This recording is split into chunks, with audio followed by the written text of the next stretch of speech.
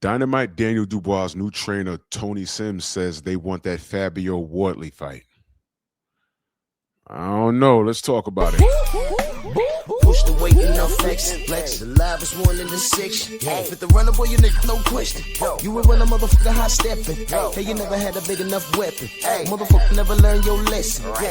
I'm a 88 pack nigga. I'm a 88 pack nigga. I mean, Dave Walker drink blood trains out. Full moon, motherfucker change like a hoe. I'm just a nigga from the hood trying to stack a little cheddar for the money. Drew Titan, Bronx on deck. Shout out to the mighty LDBC. All right, listen. Let's talk about it. I'm looking at this article. Tony Sims, this is Dynamite Daniel Dubois' new trainer. To be honest with you, I'm not too familiar with Tony Sims. I do know he has succeeded Don Charles. I'm reading this article. I'll put the link in the description. After his defeat of Alexander Usyk, they blamed Don Charles for that. We'll get back to that in a second. But Tony Sims says they're actually targeting a heavyweight bout with Fabio Wardley. I'll put the link in the description if you care to read this, but I'm just going to tell you just straight up, I'm having some trust issues with Dynamite Daniel Dubois. I'm having some trust issues. If you follow my channel, I spoke very highly of this young man. I like the fact that his father is instrumental in his life, instrumental in his career.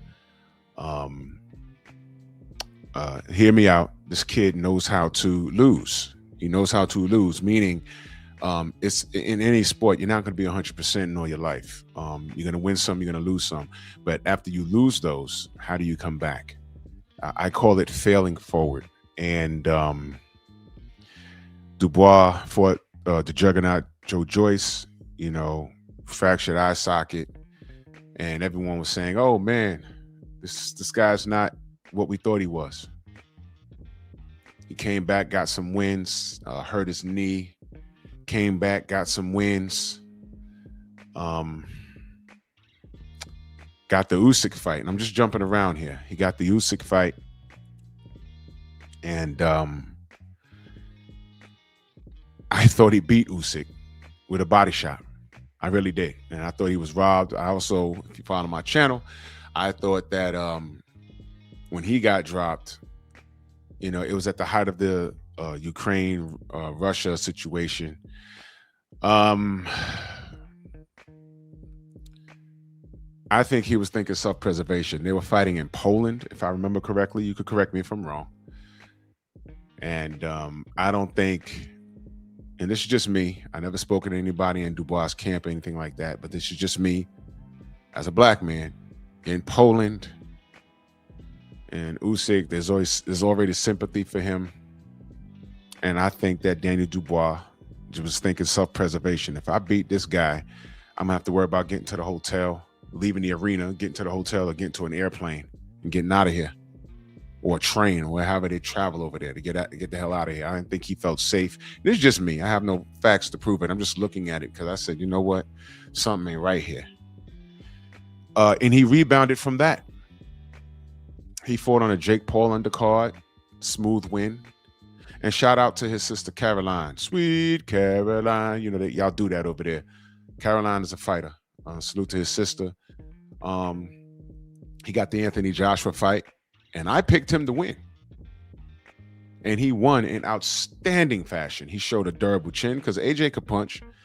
AJ, stuck around and he caught him. And Daniel wasn't hurt, but he baited him, and AJ threw a uppercut from across the ring. I don't know what he thought he was Dawson from Street Fighter, and Daniel hit him with a straight right hand and slept him. Prior to that, he beat up Big Baby Miller, and you gotta understand, he still had this aura of quitter around him. He's a quitter, he's a quitter, he's a quitter. Because the general idea is once you quit, you'll do it again. He beat up Jarrell Miller. And I said, this kid knows how to lose. It doesn't bother him. He doesn't get embarrassed. He understands the sport. And then there was the Usyk rematch, and this is where I have trust issues. The Usyk rematch. I picked Daniel to win that. I picked Daniel to win that. I really did. I thought mentally he was ready. He has an above average skill set. I think he had all the tools, size, strength, footwork to compete with Usyk. If not knock him out. I said, man, he stopped him to the body. He just got to get started on that early. And Usyk is a master boxer. I repeat, Alexander Usyk is a master boxer. But he can be hurt. He can be hurt.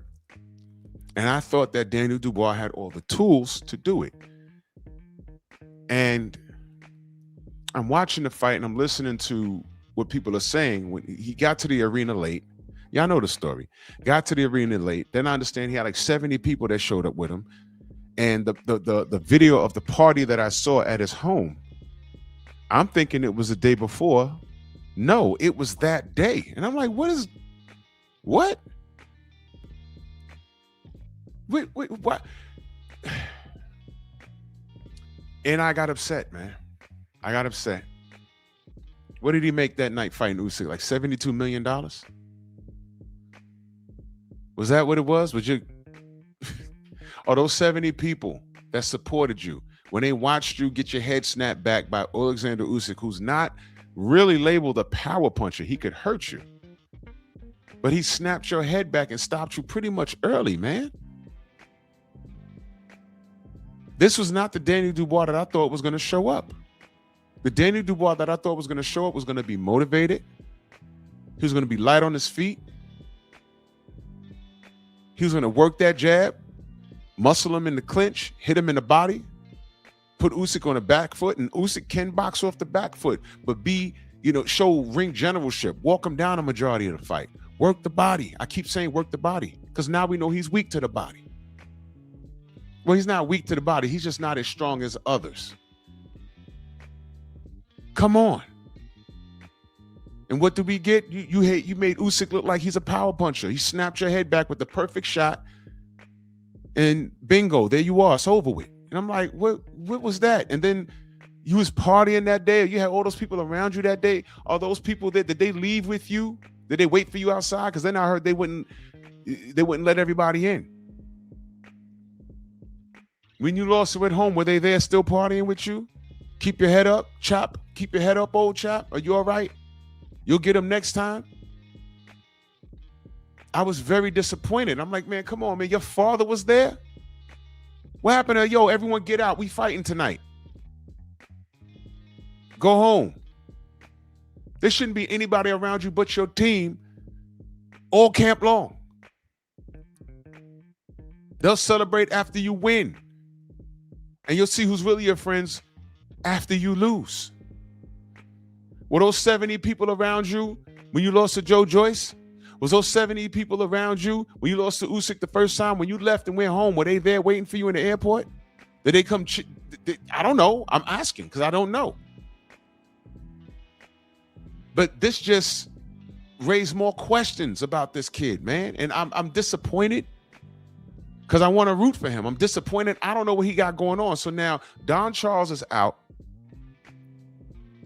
and this guy, Tony Sims, is in. Now, I'm reading this article. Sims once led Anthony Joshua to the IBF title and more recently watched Wardley elevated to the status of WBO champion.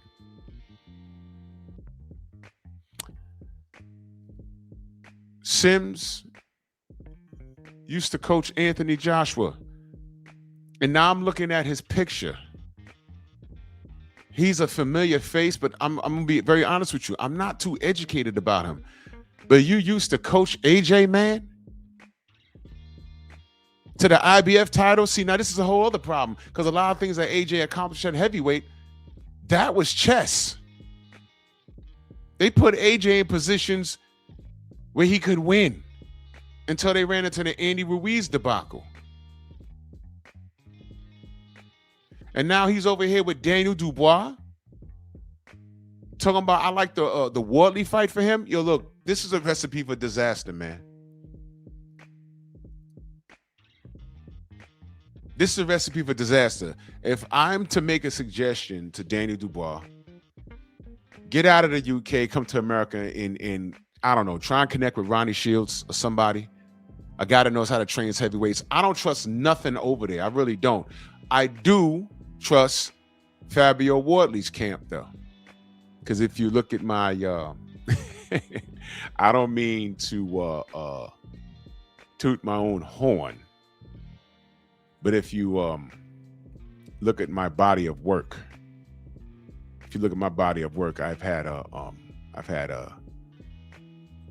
I've had Team Wardley on my live stream.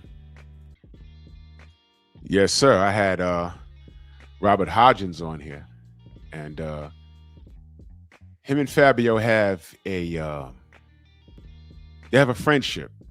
If you can find it, it's on my channel. Just put in Robert Hodgins, and salute to my brother Trick Nolte. We interviewed him, and I always like it when the trainer fighter relationship, it goes beyond trainer fighter.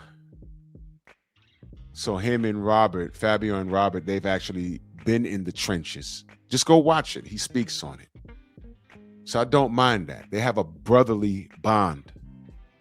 And Fabio's a natural athlete. Is he as polished a boxer as Daniel Dubois? Probably not, but he has intangibles that will give anybody a problem. And he has that monster right hand.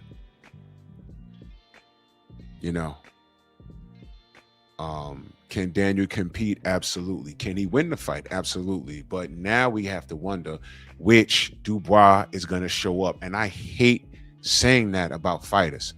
Is he going to win? Well, he could win, but which guy's going to show up? I hate that. A Jekyll and Hyde fighter. And now he got this guy in here who trained AJ.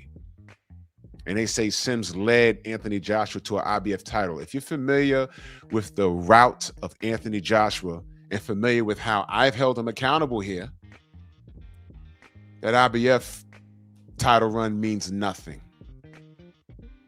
But if you're an unconditional AJ fan, whatever, man. Wardley is literally getting this out the mud. Literally. He's just putting in the work.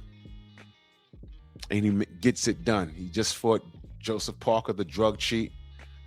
By the way, is his name cleared yet? Did I miss it? Put it in the chat and let me know. Because the guy, apparently he did some lines before the fight, which, from what I understand, could be used as a masking agent. You got to deal with that crap. So I don't know. He said he'll clear his name. Was it cleared? I don't know. So he went in against Wardley, drugged up, and got stopped. Go figure that. So where Dubois might be a little more polished as far as skill set goes, Wardley can make up for that with strength, durability, and just flat out grit. And he's not a bad boxer himself. So the real question is, do you want Dubois in there with Wardley? Because one more bad Dubois loss, where does he go?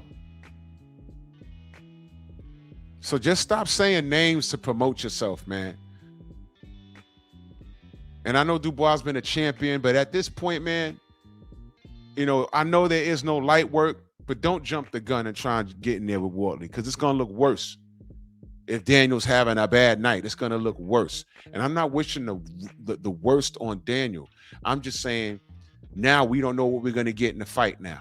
Y'all understand that Usyk loss really pissed me off because I really, really thought he'd do better than that. I picked him to win, but even if he lost, I didn't think he'd lose like that. I thought it'd go 12 and, the effort wasn't there.